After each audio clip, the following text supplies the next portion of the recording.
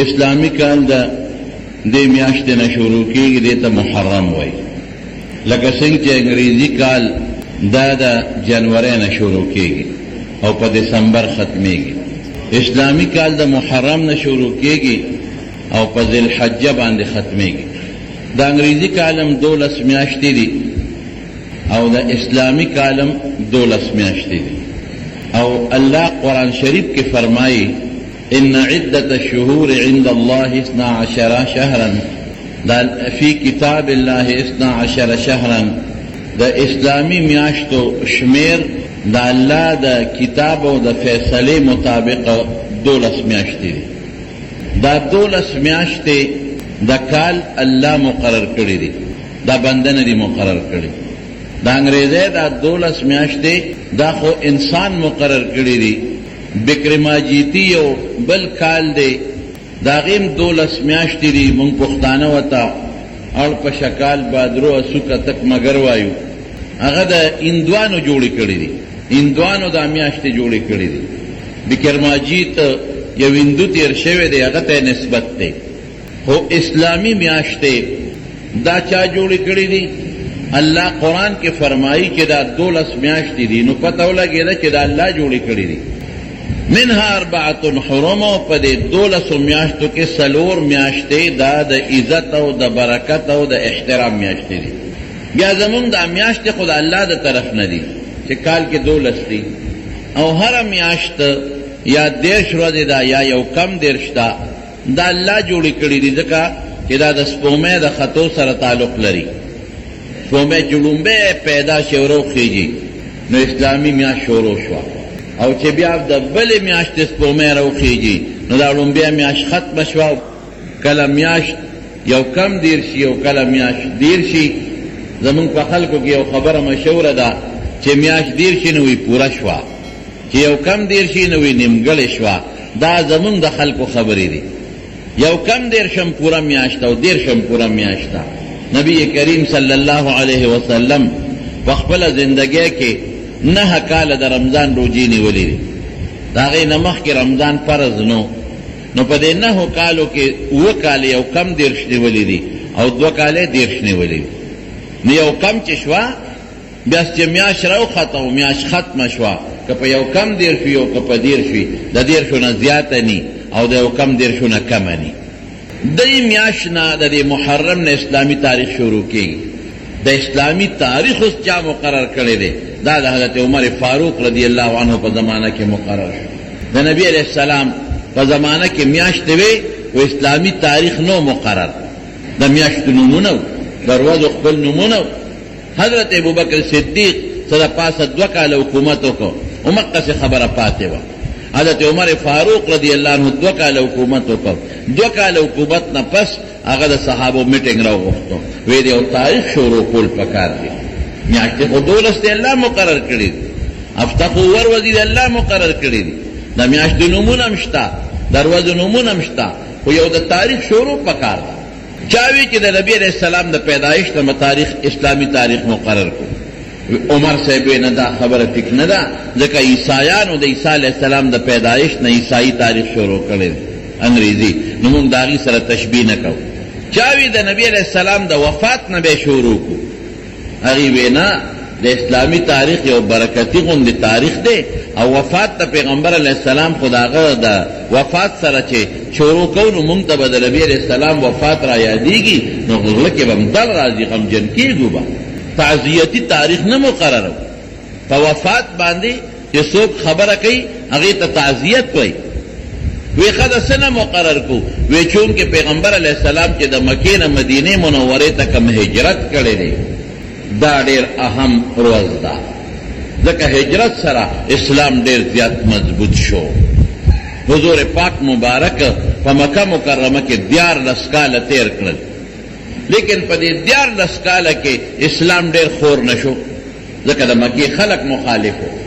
دا مکی جس تمر سردارانو ابو جہل دے عتبہ شیبہ ابو سفیانو پاغا وقت کے اخنس ابن شریقو دا مکی غٹ غٹ سردارانو او دا طول دا نبی کریم صلی اللہ علیہ وسلم دشمنان او چې پیغمبر علیہ السلام با پا مکہ کے د دین او د شریعت تبلیغ کو دعوت به چاله ورکو دی به مضبوط مخالفت کو لارو کوسو کې به خلق کینولیو ځکه مکې ته خو به د پخوانه خلق راتلل حجونه خو به جاهلیت زمانه کې جاهلانو به هم کول کافرو به هم کول او د بیت الله احترام به دې ټولو کو نو دا به ټول راتلل مکې ته د بار نه مسافر دی په لارو کې خلق کینولیو د حج پر ورځو کې وی چې کم مسافر و قافلې راځي نو دوی پیوي چې زمونږ په مکه کې یو هلک دی او ډېر زبردست جادو یې زده دی مونږ له خو یې کورونو کې روانې پیدا کړې پلار د زوی سره او خاوند د ښځې سره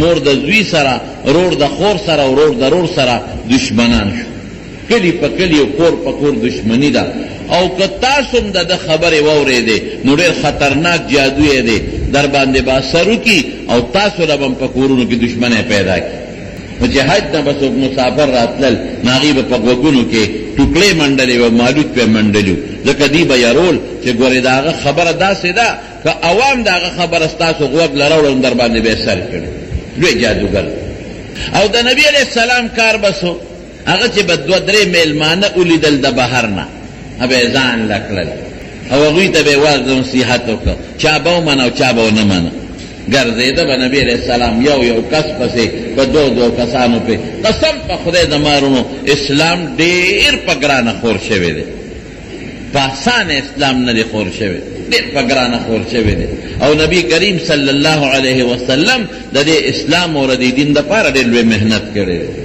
ډېرې خوارۍ وله کړي دي نو د مدینې منورې نه شپږ کسان رالل منا کې چې سړی جمر عقبه ورته وایي زمونږ پښتانه ورته غټ شیطان وایي چې دا غټ شیطان خلک اولی دا پړومبی دا اختر پړومبی صرف دا یو خلک اولی او په دویمه او په دریمه درې واړه اولی خو په آخر کې دا غټ شیطان اولی نو چې غټ شیطان اولی اوس یو پل جوړ شوی دی او دا هغه پل نه را کوز شي او ښي طرف ته یو کتل یو راکوټې غوندې زیړ رنګ جومات دی کوټینۍ غوندې دی زمونږ د دې جومات د دې کوټې په څلورم حصه به ډېر کوټې لکه د دې درېوال نه د دې برجې پورې ځکه زه ورغلی ما پکې مونځ هم کړی دی کوټینۍ غوندې جومات دی دا جومات نو د دې جومات نه شاته غونډۍ وه عقبه عربۍ کې غونډۍ ته وایي د دې غونډۍ شاته حضور پاک د مدینې او شپږ کسان ولیدل د علاقې خلک خو پېژندلی کېږي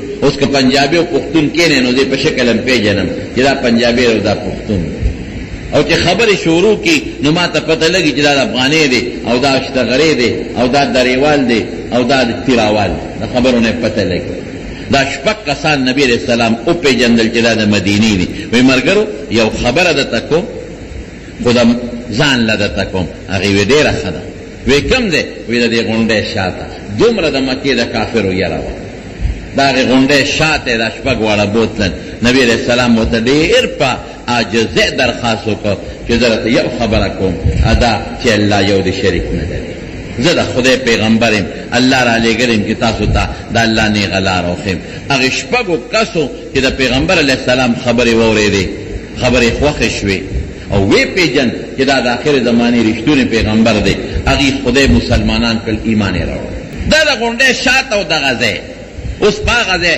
دا زیړ جومات په هغه ځای جوړ دی بعضې خلکو کې یو غلطه خبره مشهوره ده وی دا په غر کې دننه جومات و چې سعودي حکومت غر لر که دا جومات راښکاره شو دا په غر کې دننه نو د غر شاته و ترکیانو په هغه ځای جومات جوړ کړی دا جومات به چا نه لیده د غر نه پورې غاړه نو چې کله هغه غر حکومت لرې که دا جانو د لار دپاره چې جانو ته شیطان ویشتل او د هغې نه وتل اسان شي نو دا غر لر شو نه جومات خلکو ته ښکاره شو نبی علیه السلام دوی ته وی چاته غږ مه کوئ د مکې خلک به لوی نقصان درته ورسوي خو لاړ شئ مدینې شریفې ته او دا ما چې کومې خبرې وکړې دا خلکو ته ورسوئ دوی لاړل په مدینه منوره کې محنت وکړو او حضور پاک ورته وفرمایل وی آینده کال ځان سره ملګري راولئ دلته به ملاقات کوو په پلانکې شپه د حج په سیزن کې هغوی ځان سره نور کسان راوستل څه هغه زاړو څه نور نوې راوستل او نیټه یې ښودې وه ځکه بې د حج نه راتلی نه شو غریبانه نو اقا ځای کې نبی علیہ السلام ورته انتظار کو او دوی رالل 12 کسانو هغه هم خدای پاک مسلمانان کړل نبی علیہ السلام ورته وی دلته غږ مه کوئ څوک به نقصان درته ورسوي ولاړ شئ او په کلي کې زما دا خبرې خورې کې قرآن یې ورته وښو دا خلقو ته ورسوئ. قرآن خو په عربی کې د هغوی ژبه او په پیدل او ښکلې خبرې ورته وکړه چې الله یو دی، شریک نه لري. د بوتانو عبادت مه کوئ، خور لور قدر کوئ، معاشره کې د ګاونډي قدر کوئ، د مشر خیال ساتئ، د مور پلار ادب کوئ، بدعملي زنا مه کوئ، جواري مه کوئ، غلا مه کوئ، مردارې مه خورئ. ګوره څومره ښکلې ښکلې خبرې دي. دا ټولې خبرې ورته وکړلې.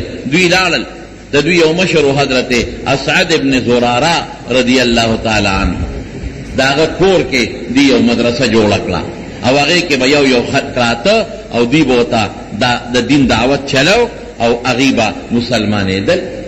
انصار د مدینې دریم کال باندې 2 کسان د حج په بانه راغلل.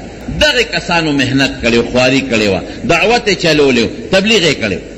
2 کسان راغلل او د هغې غونډۍ شاته د پیغمبر علیه السلام سره د شپې میلو شو. حضور پاک ورسره خبرې وکړې. هغه خدای څه د مخکې نه مسلمانانو او چې کوم باقي پاتې و الله ټول مسلمانان کړل. چې مسلمانان شو، اوس تاسو به وایې چې دا د مکې خلک نه مسلمانېدل او د مدینې دا ولې مسلمانان شو. نو یوه خبره خو به درته زه ستاسو سره پښتانه وکړم. پښتانه وایي د کور لور خور چې نو هغه سي قړمېدله. د کور د لور خور چا سره قدر نی او د بهر که پواړه جینۍ وي نو په ډېر غټ مهر یې په نکاح اخلي. پیغمبر علیه السلام د دوی د کور بنده نو د دوی په نظر کې لوی شخصیت دی، لوی مقام لري، د خدای پیغمبر دی، خو د دوی سره قدر نو، دوی سره قدر او عزت یې نو. استاد پښتانه یو ټکې بل هم وایي، وی خان نواب د خپل کلي او میا مولا د بل کلي. د خپل کلي د عالم په خپل کلي کې څوک خیال نه ساتي او د بهر خلک یې خیال ساتي. دا خو د پښتنو طریقه ده. د ابوجهل قدر پکې و د خان نواب، د عتبه قدر پکې و، د امیه قدر پکې و د خان نواب. او چې د دواړو جهانو سردار د ملغلرې شک په شان دی، د سپومې او د نور په شان دی، د هغه نه رڼا خطا، د هغه قدر ورسره نو. او درېیمه وجه د تا تحقیقي ویم، دا خو مې ستاسو یو متل د درته ووې. درېیمه دا وه چې په مدینه شریفه کې یهودیان اوسېدل. دې یهودیانو به د آخرې زمانې د پیغمبر ذکر کو چې د آخرې زمانې پیغمبر به راځي او دا به رنګي، دا به شکلي، داسې به خبرې کوي، داسې دعوت به خلکو له ورکوي، د حضور پاک صفتونه به کول صفتونه. نو د مدینې خلکو ته د پیغمبر علیه السلام صفتونه اورېدلي. د مدینې خلکو د نبی علیه السلام هغه چې څومره صفتونه او خبرې عقیده د ټول دغه یهودیانو نه اورېدلي. نو چې هغوی رالل او پیغمبر علیه السلام یې ولیده، یا لکه دا خو مقه کس دی چې یهودیان مونږ ته وایي چې د آخر زمانې پیغمبر به راځي. د آخرې د پانې د پیغمبر چې هغوی کوم صفتونه کوي هغه خدا یې دکې شته.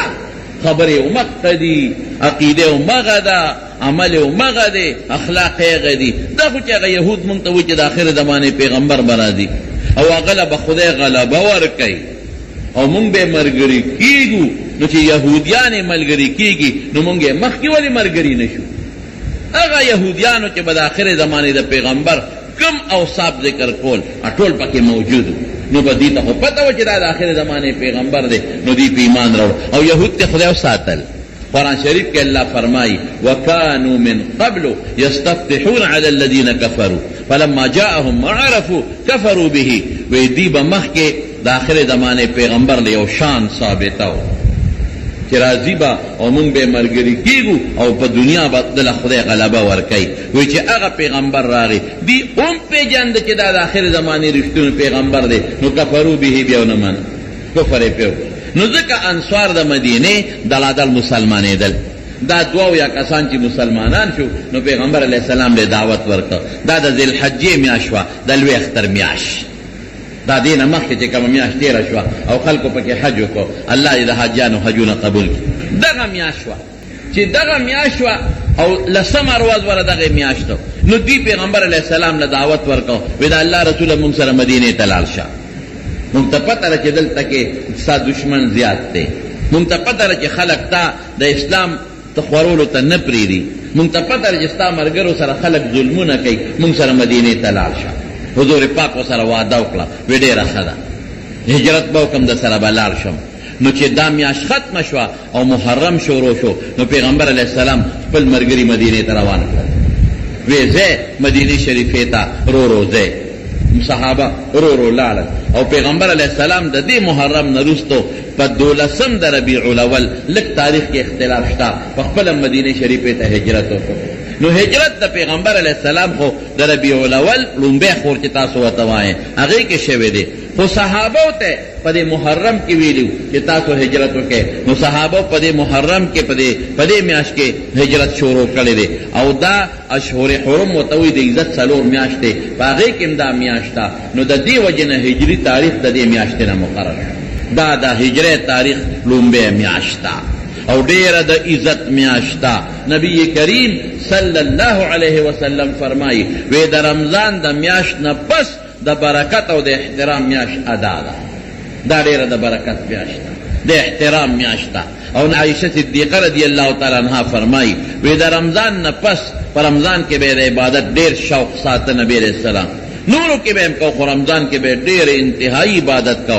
دا رمضان نہ پس کے پیغمبر علیہ السلام عبادت دیر زیاد شوق کرے دے نارے پدے میاش کے کرے دے درے محرم پر میاش دے دے لسم روز یو برکتی روز دا عاشورہ روز وتاوے اصل کے عاشورہ یوم اللیلۃ العاشرہ یوم اللیلۃ العاشورہ دا دې لسمه روزي او دا شپه وسري عرب د دې روزي نه مخکې شپه شماري دې ته عاشورہ وایي ولې ورته عاشورہ وایي ځکه لسمه شپه ده یا دا بعض علماء لیکلي دي چې لسو پیغمبرانو لا الله په دې کې لوی انعامات ورکړي دي لسو پیغمبرانو له لوی خوشاله ورکړي دي او زه راته لږ زر زر به شمیرم یو حضرت آدم علیہ السلام آدم علیہ السلام چې خدای دا اسمان نه دنیا ته راکوز کړ پشپکې راکوز کړ پشپک په جړا سر شو آدم علیہ السلام چې الله دا سوچ هلته خو تیاره نه و دلته خو تیاره کې راکوشم هلته خو غم نو دلته خو غم هم راغی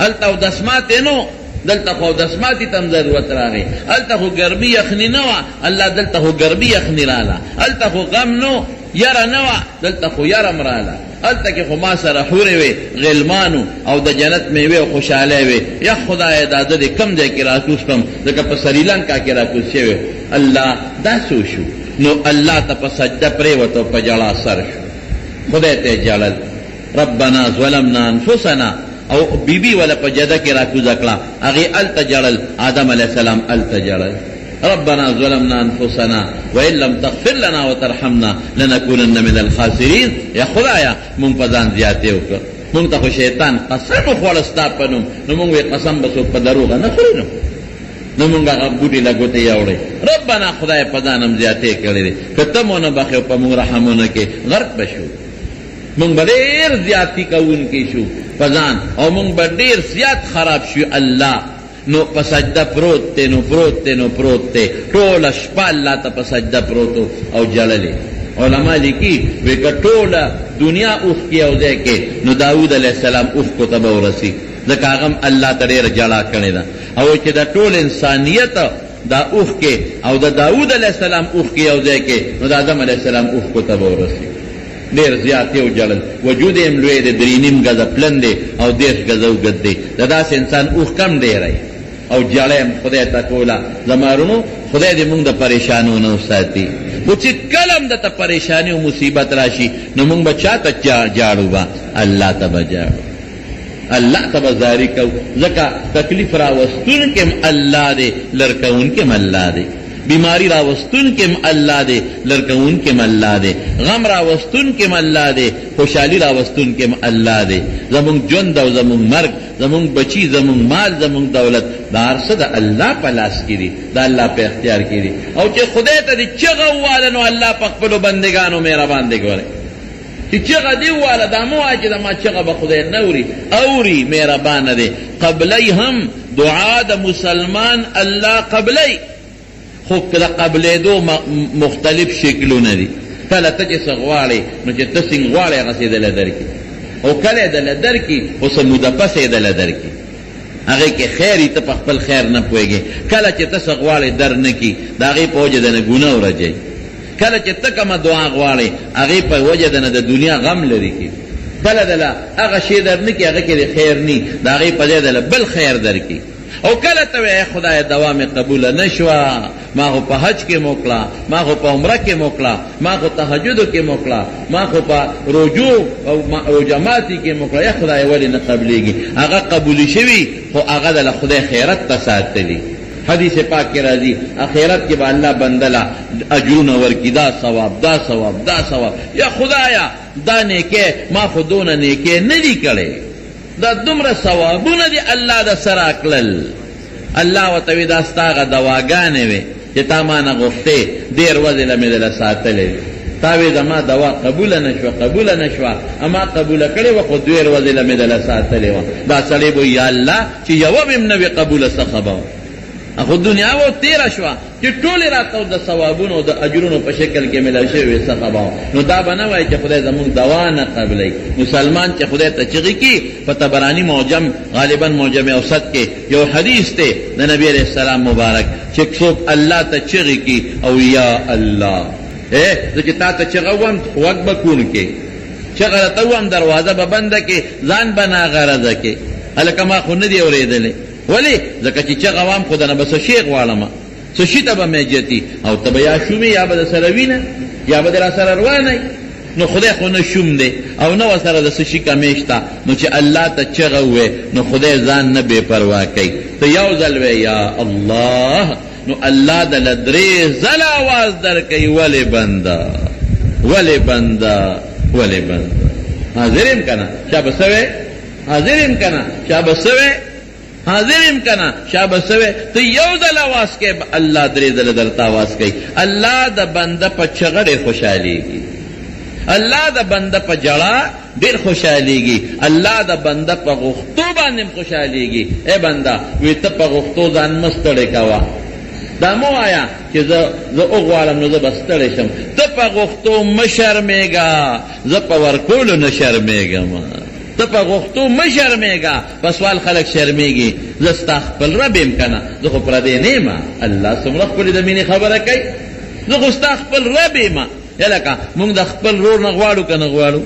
رور نه سړی غواړي نه شرمېږي، پلار نه سړی غواړي نه شرمېږي، خپل تره نه غواړي نه شرمېږي، د خپلې مور نه غواړي نو نه شرمېږي، او چې پردي نه غواړي نو خلک شرمېږي. نه الله وایي مه شرمېږه په غوښتو، زه پردی نه یم، ستا خپل رب یم.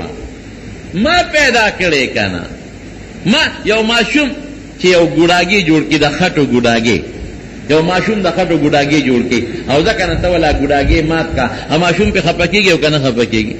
څومره چغې وای، مور سرم جنگ کوي، پلار سرم جنگ کوي، نام شروع کی وای زما ګوډاګي دې مات کا، حالانکه هغه پټینې د خټو د پیسې ګوډاګي وي، هغه خپه کېږي. یا یو ماشوم په 15 روپۍ ځان له یو اسکوړې والی یا یو بل شی والی، دته خو علامات کا، هغه ماشوم په خپه کېږي کنه. خو چې هغه کم شي دی ماشوم په خپل جوړ کړی دی د خټو نه، کومه ګوډاګي په خپل د خټو نه جوړ کړی دی او ته علامات کې نه ماشوم په څونه چغې وي په ځمکه روغړېږي، ولې ما خټو ګوډاګي جوړ کړو او ما دروان کړ. نو الله د انسانان ګوډاګي نه دی جوړ کړی. څومره ښکلې مونږ جوړ کړی، څومره ښکلې سترګې راله را کړې دي، څومره ښکلې پوزې را کړې دي، څومره ښکلې خولې را کړې او څومره په ترتیب یې را کړي. ما نه چا تپوس وکړ وایي دا خوله او پوز او سترګې دا خدای مخامخ درې واړه یو ځای پیدا کړي دي. ما وی ما سره دی ولې پیدا کړي دي؟ نو مې زه خو خدای سره ما سره صلاح نه ده کړې، الله ښه پوهېږي چې پیدا کړي دي. خو یاره لکه مې یو خبره راځي، دلته سترګې ځکه پیدا کړي دي، که سترګې دلته نه وي شاته وي که نه، نو چې تا ګیلاس کې اوبه څکلې اول به د شاته لاس تاوه چې ورګه سترګو ته وښیم چې خړې دي او که سپینې دي، یا به د ښځې له ورکولې چې ښځې راشه دا ګیلاس د ما د شاته د سترګو ته ونیسه چې لږ ورته وګورم، په تا مې اعتبار نشته، تاسې نه پلیتې ورته وایي چې پاکې دي، نو شاته به د لاس تاوه. او که دا پوزه د شاته په دې سټ کې وه نو ګیلاس چې ونیسې نو پته راته لګي چې دا خو سپینې دي، او بوی نه هم درته پته لګي چې ګورې دا بعضې وخت اوبه سپینې وي خو هغه اوبو کې څه شي وي د بین نه پته لګي. نو چې خولې ته دې ونیولې نو سترګو نه راته رنګ معلوم شو او د پوزې نه بوی معلوم شو، نو زر به اوس کې. او چې پوزه رې شاته وه نو نوکر له به د ګیلاس ورکو چې ته راشه دې پوزې ته مې ونیسه چې یو ګوټی بوی کما چې دا بدبوی نه دی او که دا بوی نه کوي. وایه الله څومره ښکلې ترتیب سره د انسان سترګې او پوزه پیدا کړې، داسې ده که نه؟ او که دا خوله دې شاته وه نو بیا به د نوکر نیوه، لاسونه خو دې مخکې دي نو ډوډۍ به راته هغه خولې ته نیول، پلار بزوی ته ډوډۍ خولې ته نیوله او دوی به پلار ته ډوډۍ خولې ته نیوله او ورته به ښکارېدم نه چې خدای نوړۍ غټه ده او که ځانوړی وړه د دې سره څه وکړم. نو رب ذوالجلال دله درې واړه مخامخ کړل او لاسونه یې درته مخامخ کړل او چې کوم د شرم شی دی چې اندام دی هغه یې دله داسې پټ ساتلی دی که ستا جامه نه وي نو پټ دی اندام دله خدای پټ ساتلی دی. وایه څنګه مهربانه رب، څومره د لوی علم او د پوهې خاوند رب. نو مونږ چې چغه وو نو چا ته به چغه وو؟ وایه راته اوسه الله ته به چغه وو، بل چا ته به چغه نه وو. الله په پیغمبرانو مهربانه دی او الله په مونږ مهربانه دی او الله په غوښتو باندې خوشحالیږي خفه کېږي پې نه. نو آدم علیه السلام وجړل، خدای ته ټوله شپه وجړل. نو سبا پې راوخته، رو رو رڼا راله، نو دې کې نور راوخته. نو چې راوخته نو زر په سجده باندې پرېوته، په سجده پروت و د مخکې نه. نو چې سبا رڼا ولیدله نو سر یې اوچت کړ او شکر دې خدای خو مې دوا قبوله کړه. نو د شکریې د وجې نه دوباره سر کېښوده، 2 سجدې ولګولې. نو ځکه زمونږ په مانځه کې په هر رکعت کې 2 سجدې وي. نو چې د آدم علیه السلام باندې دا لومبۍ ورځ په دنیا کې راله نو دا د عاشورې ورځ وه او دا داسې وړه ورځ په آدم علیه السلام نه وه. په دې ورځې آدم علیه السلام ته د خپل خلافت تاج په سر کړ. لکه یو سړی چې چېرته په سفر ځي او یا یو سړی یو ځای کې یو ځان له یو نایب مقرروي او دی ورته خپل تاج په سر کې چې وروره زه لاړم خو زما په دې تلي وټي. نو الله خو هر دی موجود دی، الله خو چېرته ځي راځي نه، خو دنیا کې انسان دپاره انسان خلیفه. نو د خلافت دا جوړه، نو د خلافت دا تاج یې ورته په دې ورځ په سر. پیسې اوږدې دي. حضرت نوح علیه السلام قوم ته تبلیغ وکړ، قوم نه منه. چې ویې نه منه نو الله ورته کشتۍ جوړه کړه، کشتۍ جوړه کړه. الله باران هم وکړ او د لاندې نه سیبه دا اوبه هم راوخوټ کولې. 3 چته 3 منزله کشتۍ حضرت نوح علیه السلام جوړه کړې او پکې چې کوم مسلمانان ورسره څوک 2 یا څوک 3 یا څوک 8 یادوي ځان سره دن نه کړل. یو جوړی د دې حیواناتو هم دن نه کړله. 6 میاشتې کشتۍ ګرځېده په اوبو. په 12 د رجب د زبرګې په 12 تاریخه باران شروع شوی او د عاشورې په ورځ باندې د دې میاشتې په 10 باران بند شو او بزمکې راښکې او کشتۍ د جودي او مونږ به دې کشتۍ سره څه کوو؟ خوراک خو دومره دی چې دا 6 میاشتې وشو بیا به څه کوو؟ زمونږ کشتۍ پکې وونلي. هر چا سره فکر یي. په جودي غر په دې ورځ ودرېدله. حضرت ابراهیم علیه السلام چې نمرود بادشاه اور ته وغورځو، ټال یې وله جوړ کړ، ټال، او په هغه ټال باندې کېنو او اور ته یې غورځو. دې کې یو خبره کوم ضروري ده ځکه یې درته وایم، ټال نه اوچتی ده، داسې خو ورغورځولی نه شو ځکه اور دومره تیز و چې مرغۍ پې برابر نه شو والي. په میاشتو یې خشاکونه را چلولي او ډېر خطرناک اور و. نو دا به چا ورغورځو؟ د هغې خو ډېر لوی ته شیطان ورته چل وښاو، ورته یې وې په یو ټال یې کېنوه او داسې وکړه چې ټال له به جوټه ورکې، د اوسپنې ټال به نو چې ټال خو سوځي نه، نو چې ټال له جوټه ورکې او هغه د دریا د اور میاشته شي که نه نو دلته کړي وشلوې نو دا ټال سره به دې اور ته ورغورځېږي. نو چې ټال دی اوچته او ټال نه اوچتېده. اوس به څه کوي؟ دې زور ورکوي ټال نه اوچتېږي. شیطان د انسان په شکل راغی، ویې ورشه جینکۍ راولې سرتور سرې او دلته یې ودروې. چې هغې جینکۍ راوستې سرتور سرې نو ټال وړقېده. ټال یې جوټه ورکړه او اوږد ټالو چې د اور دې میاشته شو پړي کټ کړل اور ته پرېوته. دا ولې؟ سرتور سر جینکۍ چې کوم ځای وي هلته د رحمت فرشتې نه فرشتو ټال نیولی چې سرتور سر جینکۍ رالی فرشتې لاړې ختمې شوې. نو زنانه د په سر لوپټه ساتي، په کور کې دننه دې لوپټه ساتي. بار خو پرېږده، بار خو به پړونې په سرې، برقه به په سرې، خو کور کې دننه دې لوپټه ساتي. زمونږ جینکۍ د خدای نه نه یېرېږي. نوې تهذیب یې نیولې ده. په بازارونو کې سرتور سرګرد لوپټه خو څه کې، پړونې خو څه کې، برقه چې لوپټه خو څه کې چې مټې یې ښکاره کړي، مرۍ یې ښکاره کړي، څټې یې ښکاره کړي. فیشن دی. فیشن ښه دی که الله ښه دی؟ الله د خدای فرشتې، د خدای رحمت. ته به د مرګ نه ځان بچ کې، دا وجود به د قبر ته ځي او که بنې بیا به څه کې، او که دنیا کې در باندې خدای خپل قهر نازل کړي نو بیا به څه کې، او که داسې بیماري در باندې ولګوله چې د هغې اړو علاج نه نو بیا به څه کې. وله دا وجود مونږ له خدای را کړی دی. نو چې الله د دې وجود د پټولو کومه طریقه ښولې ده نو مونږ به د الله منو. په دې کې به انشاءالله زموږ خیر وي.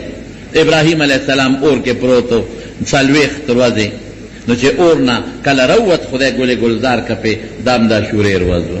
حضرت موسیٰ علیہ السلام دا فرعون سر مقابلہ رالا چه مقابلہ دا فرعون سر رالا جادوگران فرعون و تویت جادوگری ذکر موسیٰ علیہ السلام توی سنخ دا سرشتل پیغمبر ویو وی سنخ دا اللہ و تنخ خولی وا بس کونٹے غرزونا چه کونٹے غرزولا دا غین وجدها خامار جوڑش او لاس به ترخ کې ورکا نو اغینا برانات لا دا برس مرس پنو لکه د بیٹری رانا بتتلا. فرعون ته تغړ جادوګری ورګه مصر د جادوګر ډکته زمدل جادوګر راولم پته به دی ولګي وډه راخه فرعون اعلان وک په مصر کې وچ کم غټ غټ جادوګری ټول راشه جادوګری راغون کړ وی د موسی مقابله وکوي هغه د کونټه نمبر جوړي هغه وی مونږم جوړول شو و بادشاہ سلامت کہ منگ پا موسیٰ علیہ السلام پڑھ کا اور منگ پہ غلبہ راکلا نو سبق منگ لبس انعام راکے کنا وے انعام بام در کم او زبم دے سملو ممبران کم لمن المقنکم لمن المقربین ما تا بنزدے ہے بیا زما بنزدے خلق ہے دیرہ خشوہ یوم الزینہ دا اختر و دے مقرر کر اختر پر خلق ازگاری پورا دنیا راغن رشو جادوگر رالل جادوگر اخپل پڑی او خپل امساگانے غرزولے او سا نظر بندی غندے کولا اغینا واقعی ماران جوڑ شو. قرآن کے اللہ وی جاؤ بسحر عظیم اللہ وی دیر وی سحر جادوی مخکے گا کہ اللہ و تلوی وینو واقعی بلوی وی موسیٰ علیہ السلام تا اللہ وی القی عصواکا تریخ پل امسا غرزو چی امسے سنگا او غرزولا بس اغی ٹول اغا دا جادوگرو چه سمر ماران جوڑ کریو اغا الواق تیر کرد جادوگر پا جادو پیگی مولا پی جنی دا قانون دے گلکار پی جنی چه خفت تاو گوری و تا پتے چه دا سی گلکار دے و کنا دے انجینیر پی جنی ار سڑے پا خپل فن پیگی نو جادوگر پا جادوگر پیگی جادوگر یو بلتاو قتل چه دا خو جادو ندے من خو جادو کریو نظر بندی و دا خو حقیقت خبرنا بس اغوی یک دم آوازو کا جادوگرو آمنا برب موسیٰ و ہارون زمون دا موسیٰ و دا ہارون پر ایمان دے بس دا خو جادو نہ دے دا خو پیغمبر دے دے تا خو موجزہ ہوئی جادو مونگ پی جن فرعون و توی تاسو صلاح کرے و دا ستاسو مشر دے دا جادو را تم دخولے دے پریدم ہم چتا لا سوخ پی بدن پریکوم خواہ لاؤڑے خی لا سوخ سخفا اغیسا بے گورچ ایمان راشی رو مضبوط شی یقین مضبوط شي هغه وی زمړه خپل کار کوا کته مړه کی چرته بزو بل خدای له بلار شو ان الى ربنا منقلبون من بخدای له اسم نشکو بس فرعون خدای نورم ډیر خلق مسلمانان شو او بنی اسرائیل خدا مخکره مسلمانانو فرعون لخر ورپسې موسی علیہ السلام اللہ سره مشورہ وکړه الله په کم خوازم په دې لارځه جادوګر مسلمانانو بنی اسرائیل ټول روان چې تلل فرعون سره د مضبوط لخر ورپسې الله انا لمدرکون هغه دی فلما ترى الفئه قال انا لمدرکون دعا ورل یو بلولی د داسې نږدې شو یا خدای را لاندې کړو هغه دی او الله چې تا کوم لار او خوله دا خو دریاب دی مخکې پول پم نشته هغه د معنا کې په دریاب پول کم دی دا بس څه کېږي الله وی دا ذرا سره هم کنه الله چې الله چاته وی زده سره ما انی معکما زده سره ما د تګورم وینم تاسو نو په الله محکم یقین مضبوط ایمان لکه څنګه حضرت ابو بکر صدیق علیہ السلام سره د ہجرت مرګره دی او ته مې یاریګه معنا غلطه ده ټینشن او فکر ماخلا الله ما سره دی کړ دا چې یقین کړي الله ما سره دی نو انا عند ظن عبدي بي چې په الله دي څنګه ګمانو ک الله وي هغه څه در رسېګم چې څنګه دریاب تر ورسېد فرعون خو په سیری الله موسی علیہ السلام ته کونټه مصر در کړی دا چې دریاب لیاوس چې کونټه دریاب لیاونه 12 لارې پکې جوړ شي په یو ډله د 12 ځکه جوړ کړی چې بیړه ورش ختم شي هر قوم دی په یو لار دی 12 قوم شابلون بیلاره د پلان کې قوم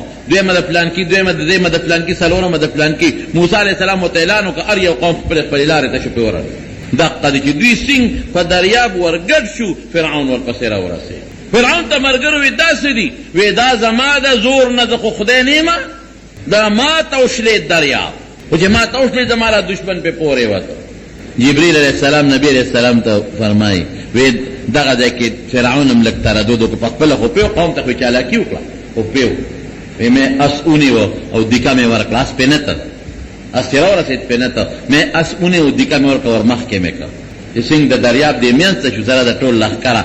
نو موسی علیه السلام بیا پورې وته او الله ورته وایي دا دریاب له کونټۍ یوسه، چې کونټۍ څنګه یوړله دریاب پې را یو ځای شو، فرعون سره د ټول لښکره غرق شو. نو یو یې دشمن غرق شو، بل د سترګو ړوان دی غرق شو. د سترګو ړوان دی چې د دشمن غرقېږي دا بیا له مزه وي، د سترګو ړوان دی غرق شو فرعون. حضور پاک ته جبریل علیہ السلام وی د الله رسوله وی ارمان کاغه ټیم دی لیدلې وی وی ما د دریاب د ویخ نه توره خټه راوستا.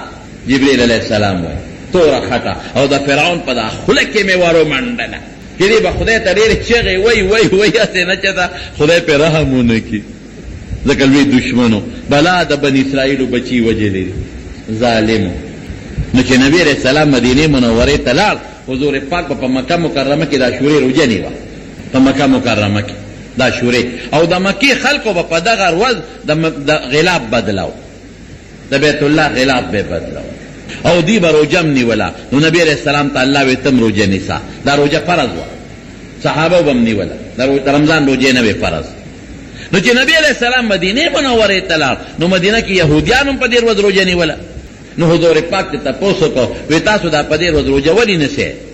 وی په دې ورځ زمونږ پیغمبر موسی علیہ السلام له خدای نجات ورکړی او زمونږ د پیغمبر دشمن فرعون الله په دې ورځ په دریاب کې هلاک کړی. نو مونږه د الله د شکریې او د خوشحالۍ د وجې نه روژه نیسو. نبی علیہ السلام صحابو ته وی مونږ خو به مخکې م نیوله اوس یې م نیسئ. وی تاسو د موسی علیہ السلام تابعداري کوئ خو په غلطه کوئ، روژه خو ټیک د نیسئ، په هغه چې کوم دین دی هغه هم نه دی خپل کړی. نحنو احق بموسی، مونږ زیات مناسب یو چې مونږ د هغه تابعداري وکړو. صحابو ته وی دا روژه نیسئ. موسی علیہ السلام له خدای په دې ورځ نجات ورکړ او دا روژه په پیغمبر علیہ السلام نیوله. مخکې فرض وه، فرضیت ختم شو، اوس مسنونه ده، سنت ده، خو نیسو به روژه ښه په لسمه ورځ.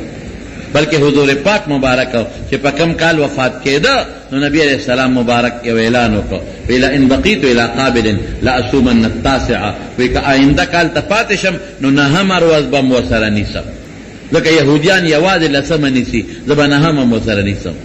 نو دا دوه ورځې روژې شوې، د دې میاشتې نهمه هم او لسمه هم دوه ورځې روژې. یوازې لسمه بعض علما ورته مکروهه وایي، دا دوه روژې به نیسئ انشاءالله ها، دا دوه روژې او فایده څومره ده. اوهو نبی علیہ السلام فرمایي وی چې چا دا لسمه روژه د عاشورې ونیوله د یو کال ګناهونه به خدای معاف کړي. ما ته وختي چا ټېلیفون وکړ، نو ما ته ویل دې روژې څه ثواب دی؟ مې د یو کال ګناه په خدای معاف کوي. وی د یو کال داسې یو وی، مې ویل یو کال لږ دی، یو کال لږ دی، څه کې ټول عمر غواړئ؟ نو هر کال یې نیسه نو ټول عمر شوې که نه؟ ته خو چې 15 روپۍ ورکې او ټیپر په 15 روپۍ کیلو وي، نو د کیلو نه زیات درکوي نه. نو پکار دی چې خدای د روژې په سر یو ثواب درکړی وي، نو خدای ورسره څونه ښه کوي؟ د یو کال ګناهونه په خدای پاک رجعي. نو تاسو یې ونیسئ او زنانو ته مو وایئ ښه، ته دومره لویه خبره نه ده، الله به خوشحاله شي. او چې مونږ الله خوشحاله کړو، نو ما درته وختي وي خوشحالي د الله په لاس کې ده، مونږ به هم خدای خوشحاله وي. مونږ یې لږ خوشحاله کړي یوسف، مونږ له خدای څه نه دي را کړی، دا مسلمانۍ او روغ صحت د دې نه لوی نعمت بل شته. نو خدای به خوشحاله وو ښه انشاءالله. نو دا دوه ورځې روژې نهمه او لسمه دا پکې ونیسئ انشاءالله العزیز. نو موسی علیہ السلام په دې ورځ خدای بچ کړ. ښه حضرت یونس علیہ السلام د کب ګیډې ته تللی و، قصې اوږده چې د بل وخت به راته وویم. نو الله پاک دا کب ګیډې ته چې دې سنګ لاړه، نو خدای ته یې ژړل، پیغمبران هم خدای ته ژړلي. نو چې کومو فرشتو د الله عرش سره ولاړې دي، عرش یې نیولی دی، دا مسلمانانو دا نیک خبر تسبیحات الله ته خیږي. الیه یصعد الکلم الطیب والعمل الصالح یرفعه، دا الله ته رسیږي. نو هغه فرشتو الله ته وی الله یو بے کسه غوندې سړی دی او داسې معلومیږي لکه چې ګیرې نښتې دی یو ځای کې، ځکه ډېر دړه د درد نه پوټي پوټي اواز راوباسي او تا ته ژاړي. فنادى في الظلمات ان لا اله الا انت سبحانك اني كنت من الظالمين. پتیارو کې د کب د ګیړې د دریاب د شپې د ویخ د دریاب پتیارو کې تا ته چغې وایي نو او تا تسبیح وایي نو او وایي چې توبې ته توباسي نو خو داسې ده لکه چې چا څوک نیولي کلک او مری والا خفه کړي ځکه ډېر بې کسه معلومېږي او ډېر بې سوکه معلومېږي. الله وی او دا زما یو بنده دی یونس د کب ګېډه کې مې قید کړی دی او دې وخت کې کب په اومه ځمکه کې په توره خټه پروت دی او دې بنده د کب په ګېډه کې د کب په اینه ماته سجده لګولې ده او جاړي الله معافې کړه الله معافې کړه بس الله وی ښه کب ته حکم وکړي په دریاب په غاړه یې راوغورځوه دا څه منګله قصه نه قرآن کې ده په غاړه یې راوغورځوه دم دا شورې راوځي. حضرت ایوب علیہ السلام چې بیمار شو او خدای د بیماری نه جوړ کړ دم دا شورې راوځي. حضرت عیسی علیہ السلام په دې ورځ خدای د بیبي مریم نه پیدا کړ بې د پلار نه او په دغه ورځ باندې خدای پاک اسمان ته مخې جوړوي. حضرت سلیمان علیہ السلام د هغه نه بادشاهي تللی و یو 40 ورځو یو ځای کې جهاد وکړ یو غټ کافر یې مړ کړ د هغه کافر لور یې په غنیمت کې راوسته ښځه شو دا ښځه بیا خفه وه ډېره زیاته. سلیمان علیہ السلام ورته ویل ولې خفه وی پلار پسې خفه پلار مې را یادېږي او خفه وی په څه به خوشحاله شي ښځه چې را بنده خفی سړی پې خفی په څه به خوشحاله شي وی د پلار تصویر راله جوړ کړ نو تصویرونه جوړ په هغه زمانه کې جایز پیریانو به تصویرونه والا جوړو یعملون له ما یشاء من محارب وتماثیل وجفان کالجواب وقدور راسیان. پیریانو ته حکم وکړ هغه سړی چې کوم پیریان خو ماهر وي هغه سړی پیژنې چې ما وجلې د کافرو دا هغه یو تصویر جوړ کېدل دې ته ولګل. بیت المقدس کې تصویرونه پراته وو ځکه جایز و هغه زمانه اوس حرام تصویر یې جوړ دې ښځې به د هغه پلار هغه تصویر ته سجده لګوله خو سلیمان علیه السلام پې نه وکړي څوک یو میاشت شادي څوک 40 ورځې سلیمان علیه السلام اودسماتي له تللی و چې کومه ګوته وه هغې بلې بیبي وه هغې له یې ورکړه دا ګوته ونیسه زه اودسمات وکړم دې اودسماتي له لاړ یو شیطان د سلیمان علیه السلام په شکل راغی یو پیری او هغه بیبي ته یې ګوته راکړه هغې خو یې دا مې خاوند دی ګوته یې ورکړه چې سلیمان علیه السلام څنګه اودسماتي نه راووت بیبي ته یې ګوته راکړه وی تاله خو ما ګوته خو در کړه بس هغه پوه شو چې شی بل خواله او کمال ټول په هغه ګوته کې ټول پیریان تابع کړي الله د هغې د وجې نه نو سلیمان علیه السلام بس پوه شو او دغه پیری لال په تخت شاهي کېناسته شکل یې د سلیمان علیه السلام جوړ کړو ګوته ورسره وه او ټول خلک لګیا دي کار کوي خدای داسې سلیمان علیه السلام وی چې دا خدا الله سازمایش دی خو چې څه به کېږي لال دریاب غاړې ته وده کبان ماهیګیر چې کبان نیول هغوی سره دیره شو شیطان چې دی پیري هغه حکمونه چلول خو غلط به چلول خلکو ته یې ښځو سره د بیمارۍ په وخت کې هم نږدې کېږي پلانکې شی هم خورئ پلانکې شی مردارې ملالې دي خلک پرې ورو پیښ شو چې دا په سلیمان علیه السلام سو شو دی خو غلط حکمونه د شروع کړل او د ده عادت او اخلاق خو هم هغه نه دي خلق پر ورو پیش شو چې مې ګویا شروع شوې په دې پدان پوه شو چې که سلیمان علیه السلام به خو خدای هر کله چې راولي ما له غم جوړ نه شي نو هغه ګوتې اوچته کړه لاړ او په دریاب کې وغورځوله ځان یې غیب کړ هلته سلیمان علیه السلام میانو والا سره دی هغه ګوتې یو میږي تېره کړه خدای والا کار برابر میانو هغه مۍ ښکار کړه سلیمان علیه السلام ته یې راشه کنداغ را سره پاک کړه چې هغه څنګه مۍ اوسي را ګوته پکې پرته وه جبریل علیہ السلام والا راغی وی یو میاشت په کور کې د بوت عبادت وشو نو یو میاشت هم د الله دا یو سزا ده زه واپس د خپل تخله نو علما وی دام دا شوریر وځ چې دا بادشاهي ورته واپس میلاو شو دا لس پیغمبران دي حضرت یعقوب علیہ السلام او یوسف علیہ السلام چې ملاقات شوی دا یو تاریخی ملاقات و جناب تاریخی 40 کاله پس ملاقات کیږي د خپل خشته بچی نیازبین بچی سره او ټوله قافله را روانه ده او د اسمان فرشتې تماشې له راغلي دي په کومه ورځ چې د یعقوب علیه السلام او د یوسف علیه السلام په مصر کې ملاقات کېږي دا هم دا شورې ورځ او زه به وروسته لږ راشم د نبي کریم صلی الله علیه وسلم کې دا حضرت خدیجې رضی الله تعالی عنها سره واده شوی دی هغه هم د عاشورې په ورځ شوی او د دنیا د تاریخ لوی ظلم هم په دې ورځ شوی دی د دنیا د تاریخ لوی ظلم چې هغه د رسول الله صلی الله علیه وسلم نیازبین بچے نوسے حضرت حسین رضی اللہ تعالی عنہ هغه هم په کربلا په میدان کې ظالمانو په دغه ورځ شهید کړی دا د کائناتو د تاریخ لوی ظلم د خاندان نبوت بلا ماشومان یتیمانان پاتې شو او خزه کونډه پاتې شوې او د پیغمبر علیه السلام د نبوت د خاندان شمع مړې کړلې. بعضې خلک په دې وجه د ورځ ته سپېرې وایي نه ګورې خطا نه شي ښه د جمعې په ورځ چې څوک شهید شي دا ورځ سپېرئ که دا سړی بختوري سړی بختوري د عرفې په ورځ چې څوک شهید شي نو دا ورځ سپېرئ که دا سړی بختوري سړی بختوري ورځ نه سپېره کېږي. نو حضرت حسین رضی الله عنه بختور و چې خدای دا بختوره ورځ ورور خو ظلم شوی. پخوا به هم زمونږ وطن کې خلکو په دې شپه ماتم کو تورې جامې به چا چولې چا به د شپې هغه رواجونه مواجونه کړ. شکر دې اوس خلک پوه شو هغه رواجونه ختم شو.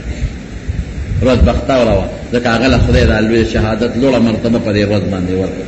نو د مارونو دې ورځ باندې به روژه نیسئ یو ورځ مخکې مو سره د خالي پر ورځ عاشوره راځي ښه نو جمعه او خالي دوه ورځې به انشاءالله تاسو روژه نیسئ ښه خالي ورځ عاشوره ده که خالي ورځ نو جمعه او خالي دوه ورځې به انشاءالله العزیز دا ستاسو روژه. او یو حدیث ته نبی علیہ السلام مبارک ته نبی علیہ السلام فرمائی من وسع على عياله في نفقته يوم عاشوراء وسع الله عليه سائر سنته. په دې ورځ باندې خپل بال بچ او خپل ښځې له فراخه روزي ورکوي چې چا په دې ورځ خپل بال بچ له فراخه روزي ورکړه الله به په ټول کال فراخي راولي.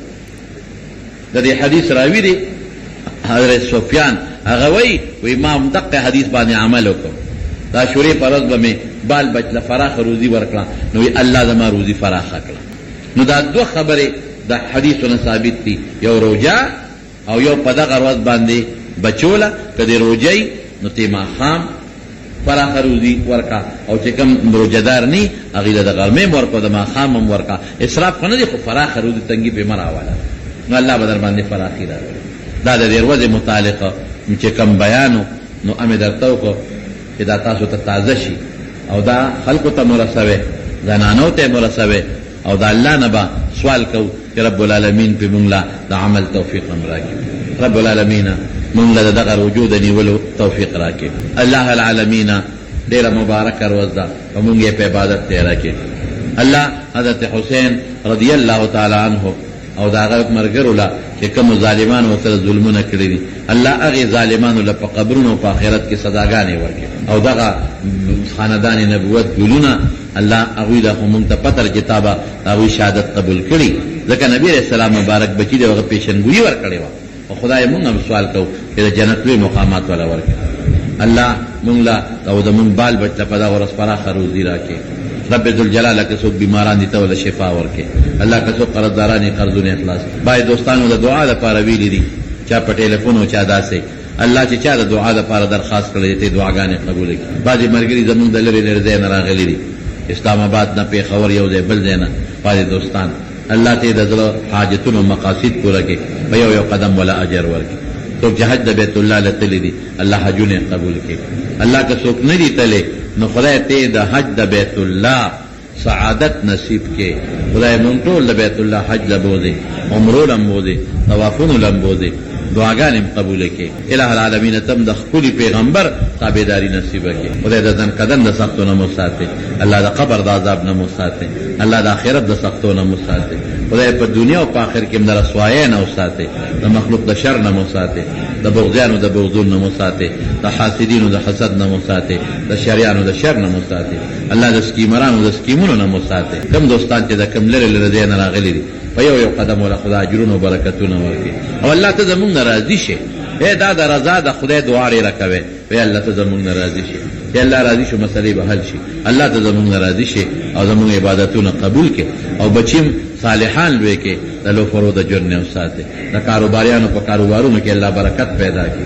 تنخوادارو په تنخواګانو کې برکت پیدا کړي او په علم او اولادو د دنیا او د آخرت په زندګو کې خیر واچي. اخر وخت کې په خپل کلمه نصیب کړي لا اله الا الله محمد رسول الله.